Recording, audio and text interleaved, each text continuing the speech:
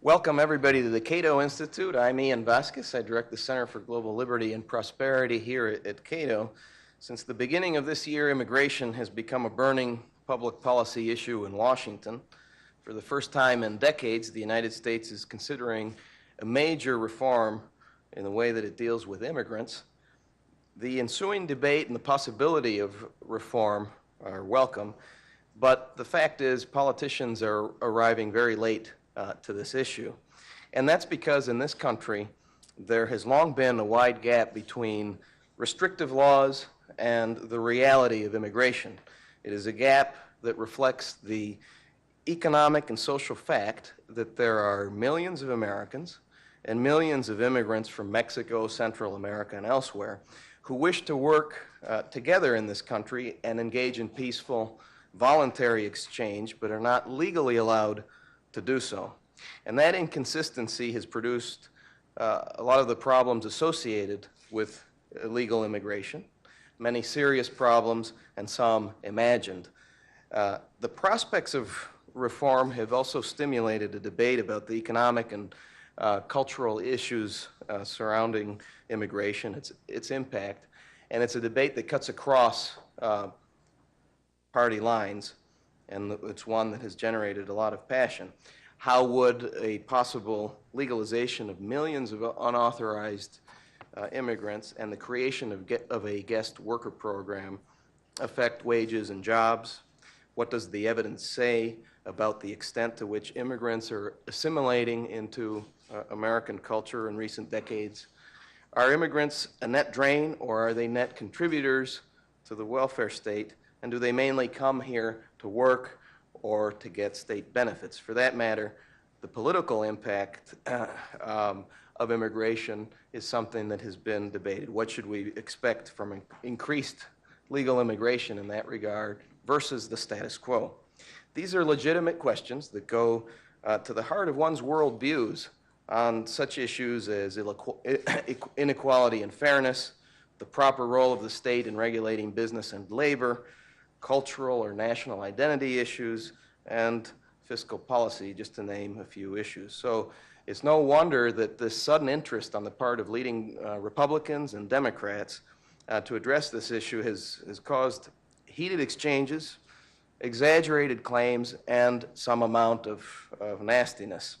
That's why I'm pleased today to be able to host a forum for a book that takes a balanced look at a wide range of issues that are being discussed today.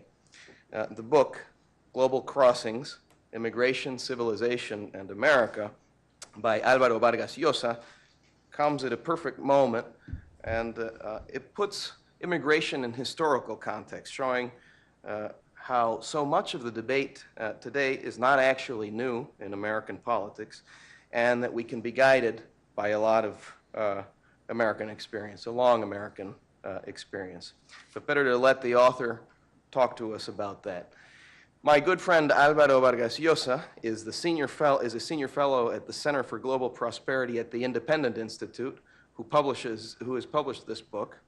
He has been a nationally syndicated columnist for the Washington Post Writers Group.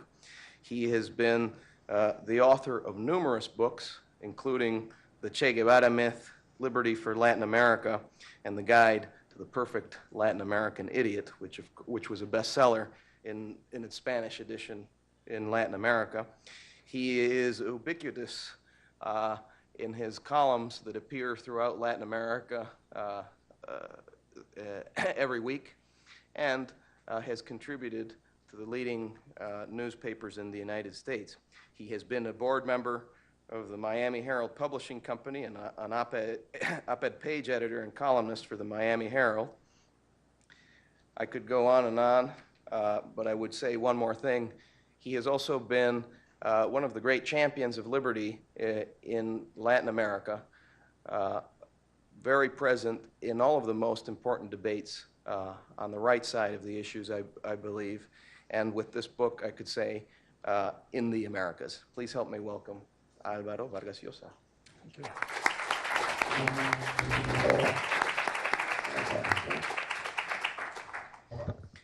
Thank you very much, Ian, for that wonderful and generous presentation, and thank you to the Cato Institute for hosting this meeting, and to Alex for being so kind in helping put it together.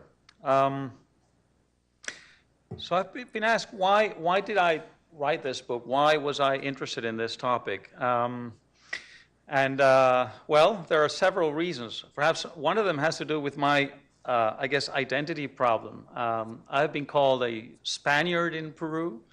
I've been called a Sudaca in Spain, which is a pejorative term for South American. I've been called a Pakistani in London, where I was based for a while, and now I'm called a Hispanic, which in Spanish means Iberian, in other words, Spaniard. So I don't really know where I belong and who I am, but I guess it's probably a good enough reason to explore this important issue today. So let me tell you a little bit about what I do in this book. What I do is I take on all the different myths that I have seen over the years that are really driving this discussion and this debate, including the current discussion in the Senate and soon in the House as well, about immigration reform. I won't cover all of them, but I will share with you a few and give you my perspective on them. And I hope that this will help at least clarify some of the misinformation that's out there that's really quite striking. One first myth, and all of what I'm going to say, I've heard many people say, people of all sorts of backgrounds and all sorts of places. I didn't make any of this up, but one line of argument basically says, we're getting the wrong kinds of immigrants today. We used to get the right kind of immigrants. I am not anti-immigration. I'm just against this current type of immigrant that we're getting today. And the answer to that is the United States always got the wrong kind of immigrants. That's always been the case. I mean, the variety of immigrant sources and types of immigration that this country has received in the last 2.5 centuries is simply astounding. I mean, of course, between 1830 and 1880, it was mostly Northern Europeans, but between 1880 and 1920, it was all about Southern Europeans and Eastern Europeans and Central Europeans who had nothing to do with Northern Europeans. They looked different, they had different cultures. They were the Mexicans of yesteryear. Of course, after that, you had, and even before that, you had people from Asia. You had the Chinese during the gold rush. You had the Japanese at the end of the 19th century and early 20th centuries. And then, yes, you had Hispanics a bit further on, and you had Indians after 1965 because of a change in the law that triggered a sort of unintended consequence.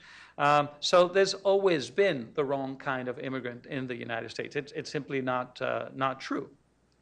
Another important myth says that the U.S. is getting a disproportionate number of immigrants. We are, just this morning on a radio show, I heard the host say this, we're getting more than any other country in the world. They're all wanting to come here. They don't want to go to other countries.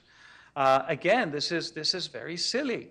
About 3% of the world population is made up of first-generation immigrants.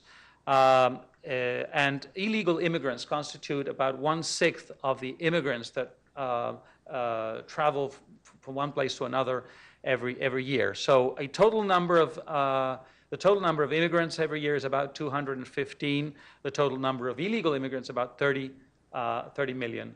The U.S. gets, in terms of just illegal immigrants, 1/6 of 1% of its population. So clearly a much smaller proportion than many other countries are getting. So again, it's not true that the U.S. is getting a disproportionate number of immigrants. This is a worldwide phenomenon, and other countries are, relatively speaking, getting even more immigrants than the United States, illegal immigrants than the United States, undocumented immigrants than the United States. Another myth says that the only motive behind immigration is poverty. Why should we in the United States solve world poverty?